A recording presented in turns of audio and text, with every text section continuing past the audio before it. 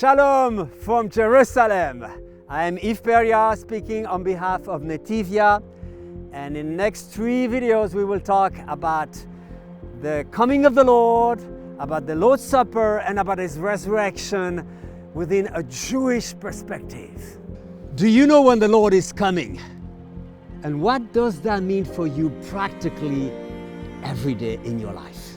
This is the very same preoccupation that the disciples had when Jesus told them, you see those stones about the temple, nothing will be left. And their first reaction would be, if the temple will be destroyed, then when is that going to happen? And what will be the signs of your coming? Because for the disciples, if the temple is destroyed, then that is the end of the world. Jesus answered their question by giving 2 different answers. Because for them it was all together, but as we all know, the temple's destruction and His coming are 2 different things. So in the first part, He answers in this way. He says it would be like a fig tree. You can recognize, you can see the signs when the temple will be destroyed. And we know from history that the Christians recognize those signs. Those who were in Jerusalem, they fled to the Jordanian mountains and they could escape, while millions of theirs were killed, murdered here. In other words, God wants to give us clear signs in advance so that we could be ready when tragedies, dangers are coming. For instance, I had friends in Ukraine that were able to escape the tragedy of this war because they were able to clearly hear from the Lord what to do. I had other friends as well when the October 7th massacre happened that they were miraculously delivered because again they heard the Lord giving signs in advance of what to do. But unfortunately, regarding His coming, the Lord's coming, we do not have any clear signs. The Lord Himself said that no one knows. He gave, for instance, the illustration of the flood with Noah, saying that when the flood came, nobody was ready, nobody knew. He said about the thief in the middle of the night, that if we knew when he would come, we would be ready, but nobody is ready when a thief comes. So we should always be ready.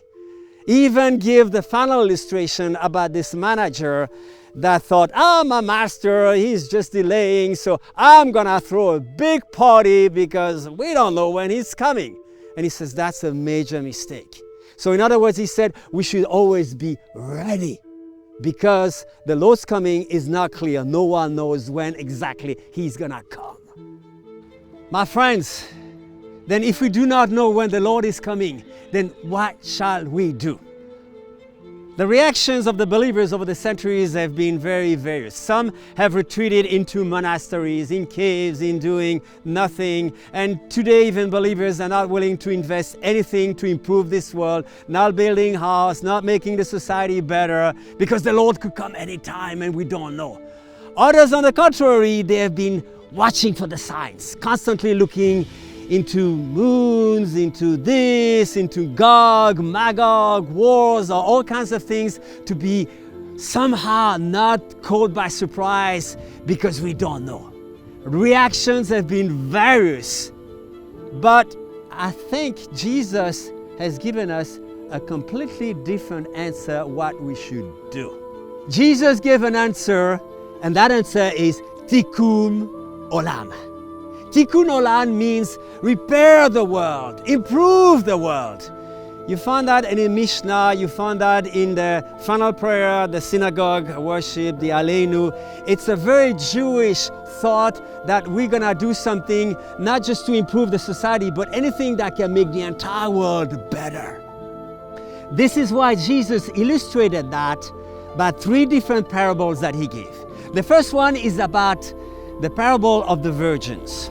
This is a fascinating illustration because in the 1st century and even later in further centuries, we see this tradition that the groom was to go ahead, build a house, prepare it, and then the fire that was still in the house of the bride with the parents, was to be taken into this next new home.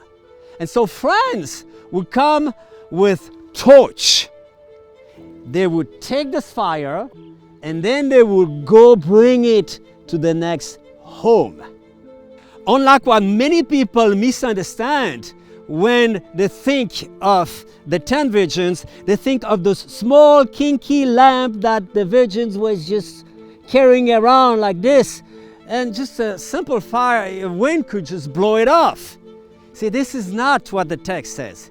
The text talks about lampa in Greek and in the Septuagint that is actually more like a torch, something that is big. And it makes sense because this is a festive, loud celebration like a carnival where those people in the middle of the night had this torch, carrying it to say, the bride is coming, now we're coming.